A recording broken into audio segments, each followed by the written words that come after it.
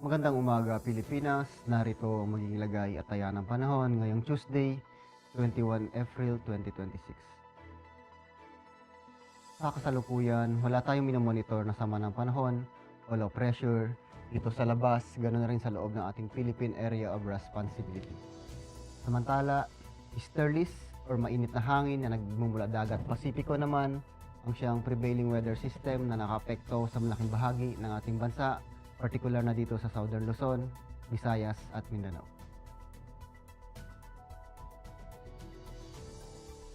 Para sa general area forecast, ang Metro Manila at nalalabing bahagi ng Luzon, ganoon rin sa Visayas at sa Mindanao, inaasahan pa rin natin ang mainit na panahon ngayong araw, bahagyang maulap hanggang sa maulap na kalangitan na may posibilidad na pulo-pulong pag-ulan, pagkulog at pagkidlat. Para naman sa flight level wind chart, dito sa flight level na 2,500, ganoon na rin dito sa 5,000 feet, dulot ng easterlies, inaasahan natin ang malakas na hangin na nagmumula silangan o dagat Pasipiko.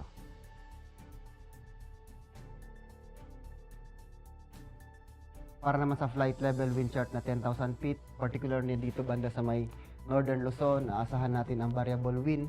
Ang hangin dyan ay nagmumula Kanluran, Hilaga, Silangan, Silangan. Pagdating naman dito sa may Visayas, aasahan natin ang hangin ay nagmumula Silangan.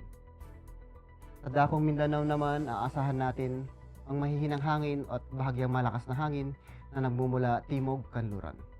Pagdating sa flight level wind chart na 18,000 feet, aasahan natin dito particular na sa may Northern Luzon, ang malakas na hangin na nagmumula naman Kanluran.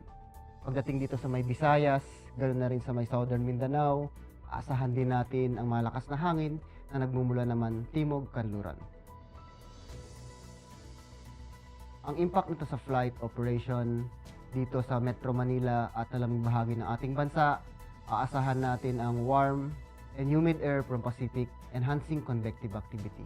Ang impact nito sa flight operation, lalo na dito sa rotary, localized thunderstorm and light turbulence may briefly affect operation, especially inland in the afternoon. Pagdating naman sa peak swing, aasahan natin ang generally fair weather with possible isolated CBs posing short-term delays or turbulence. Ang araw ay sumikat kaninang 0539 at lulubog mamayang 1811.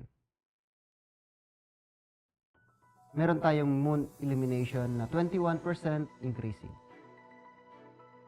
Para manatiling updated sa lagay at taya ng panahon, ugaliin i-follow aming social media account na Air Force Weather Center.